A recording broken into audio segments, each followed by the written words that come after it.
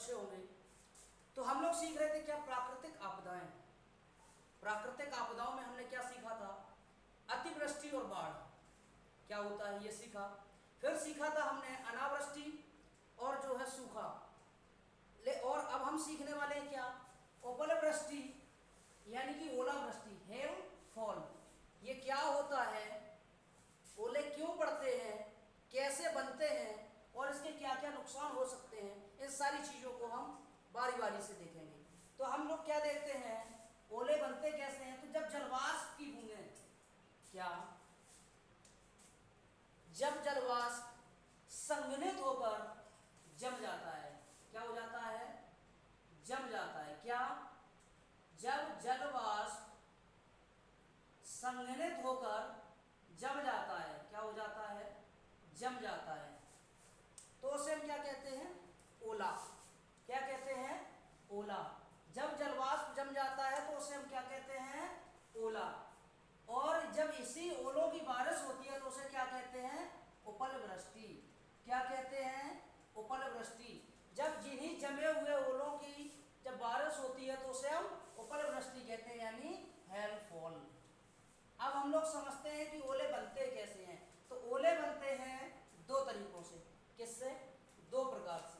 कैसे, बारिश की जो बूंदें होती हैं, जब वायु ऊर्ध्वाधर रूप में बारिश की बूंदों को ऊपर ले जाता है, कहाँ, ऊपर। और ऊपर जब जो है वो बूंदें जब ऊपर जाती हैं तो उनका तापमान क्या हो जाता है, हिमांक से नीचे चला जाता है। क्या हो जाता है, उनका तापमान जो है हिमांक से नीचे चला जाता है।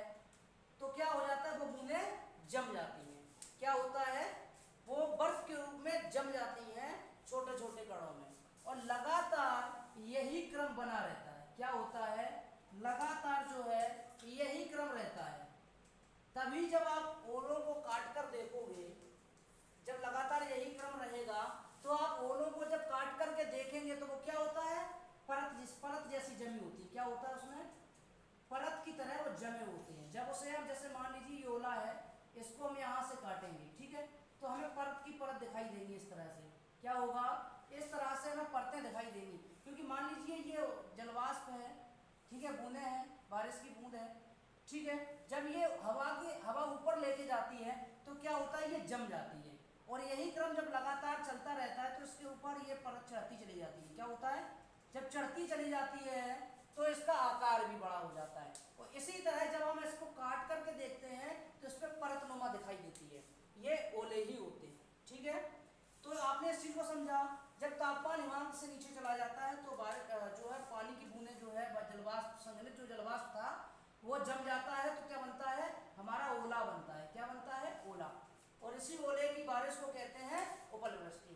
अब समझते हैं कि दूसरे तरीके से ओला कैसे बनता है। दूसरे तरीके से ओला बनता है जब बारिश की बूंदें, क्या, जब बारिश की बूंदें किसी ऐसे स्थान से गुजरें, कहां से, ऐसे स्थान से गुजरें जहां तापमान हिमांक से कम होता है। क्या होता है, तापमान जो है उस जगह का हिमांक से कम होता है। तो जब तापमान हिमांक से कम हो जाता है तो वो जम जाती हैं। तो क्या होता है, जब बारिश की बूंदें ऐसे ही किसी स्थान से होकर गुजरती हैं तो वो बूंदें जम जाती हैं। क्या हो जाता है, जम जाती हैं और बन जाती हैं क्या, ओला। क्या बन जाती हैं, ओला बन जाती हैं।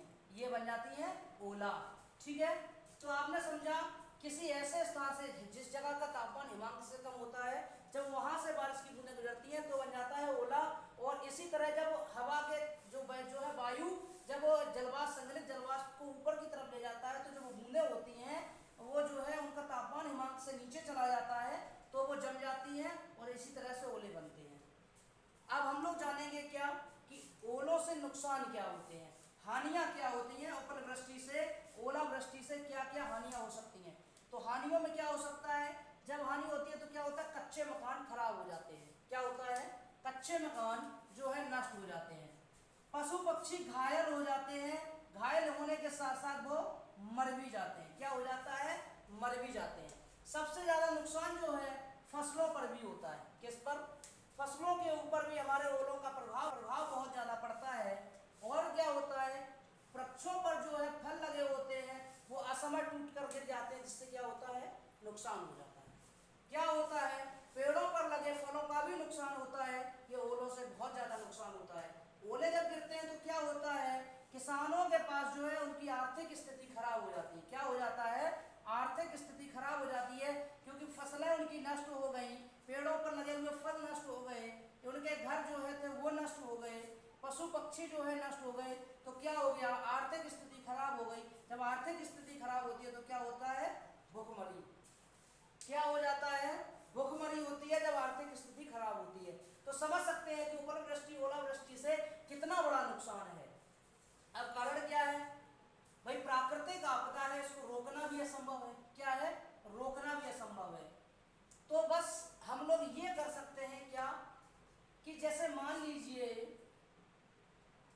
फसल जो है, हम लोग क्या कर सकते हैं, ऐसी फसल उगाएं खेतों में जो है उपलवृष्टि से खराब ना हो। तो इसमें सबसे श्रेष्ठ होता है गन्ना। अगर हम गन्ने की फसल करेंगे तो जो है उपलवृष्टि से हमारा बहुत कम नुकसान होता है। क्या होता है, बहुत कम नुकसान होता है। दूसरा क्या होता है, हमें प्रदूषण को रोकना होता है। किसको, प्रदूषण को। जब हम प्रदूषण को रोकेंगे तो हो सकता है उपलवृष्टि कुछ हद तक कम हो जाए। ये उपाय हो सकते हैं, या फसलों के आसपास जो है बाड़दार वृक्ष लगाए जाएं। किस तरह के, बाड़दार। बाड़दार जब वृक्ष लगे रहेंगे तो हो सकता है कुछ हद तक इस चीज को रोका जा सके, वरना प्राकृतिक आपदाओं को रोकना किसी भी मनुष्य के बस की बात नहीं होती है। तो आप लोगों ने इस चीज को समझा कि क्या होता है उपलवृष्टि, उसके नुकसान क्या होते हैं, कैसे वो उपलवृष्टि जो है होती है, ओले बनते कैसे हैं, किन किन तरीकों से ओले बनते हैं, तो मैंने उस चीज को बताया। तो उम्मीद करता हूँ आप सभी लोगों को दी हुई जानकारी अच्छी लगी होगी। तो एक रिक्वेस्ट जरूर है आप सभी साथियों से, कि जो लोग पहली बार मेरे चैनल पर आए हैं वो सभी लोग चैनल को सब्सक्राइब जरूर कर लें, ताकि नई नई जानकारी आप तक पहुंच सके। ठीक है, मिलते हैं नेक्स्ट वीडियो में। जय हिंद, जय भारत।